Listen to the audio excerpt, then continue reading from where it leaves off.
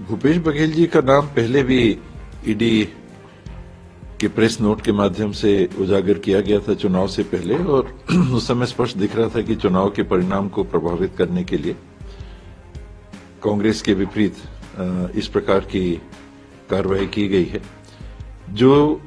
स्वयं अपराधी हुए, जिनके पास खुद पैसा मिला, वैसे असीम दास के बयान का हवाला देके चार्जशीट में नाम डाला जा रहा है, और उन्हीं असीम दास ने खुद लिखित में ये दिया था कि मेरे ऊपर दबाव बना के इस प्रकार का बयान ईडी ने लिया है। तो ये ईडी का जो खेल सा चल रहा है पूरे देश में, मैं तो ये सारी कार्रवाई उसी नजर से देख रहा हूं। लेकिन सर, जिस तरीके से बघेल साहब ने अपने चुनाव के दौरान भी खुले मंच से चुनौती दी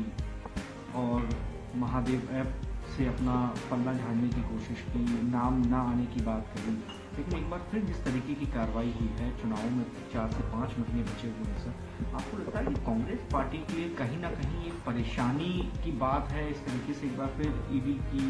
चार्जशीट में नाम आना? कोई नई बात होती तो परेशानी की बात हो सकती थी। ये तो देश भर में इसी प्रकार से किया जा रहा है, तो हर व्यक्ति देश में लगभग अब ईडी की कार्रवाई को इसी नजर से देख रहा है कि ये एक औजार, एक हथियार सा बन गया है भारतीय जनता पार्टी के लिए, विपक्ष के लोगों को दबाव में लाना और किसी तरह से कांग्रेस की छवि पे दाग डालना और चुनाव में उसका लाभ लेना। एक आखिरी सवाल लूंगा सर, क्योंकि अब नाम आया है तो जाहिर सी बात है कि बीजेपी आप लोगों पर अटैक करेगी। बीजेपी की तरफ से अब लगातार तमाम ये नेता इस बात का जिक्र कर रहे हैं कि कांग्रेस पार्टी के लिए सीएम का मतलब करप्शन मिनिस्टर होता है और सोनिया गांधी, राहुल गांधी के पास पे कार्ड है, जैसे ताकि, और ये भी उठाया सवाल कि ये आखिर बघेल साहब ने पैसा आगे किसको दिया? पहले ये तो स्थापित करें कि पैसा भूपेश बघेल को मिला। मनी ट्रेल कहां है? नगद पैसा तो असीम दास के यहां मिला। अब जो खुद आरोपी हो गया है, मैं तो ये मान सकता हूं कि अपने आप को बचाने के लिए उससे ऐसा बयान दे दिया जो स्वयं उसने कहा कि मेरे को दबाव डाल के बयान करवाया गया।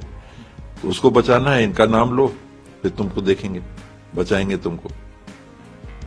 तो इस प्रकार की कार्रवाई में नगद तो दिखे पैसा, कहां से कहां गया वो पैसा, आपको मिला, मेरे को मिला, मैंने फिर किसको दिया, आपने किसको दिया, वो रास्ता तो दिखे, पैसा तो दिखे, कहां गया, उसका कहां इस्तेमाल हुआ, किस बैंक के खाते में गया, किस चीज में उपयोग किया गया, कोई जमीन खरीदी गई, कहां गया वो पैसा। हवा हवा में आरोप लगा के कार्रवाई करना, तो फिर आप किसी के ऊपर कुछ भी कर सकते।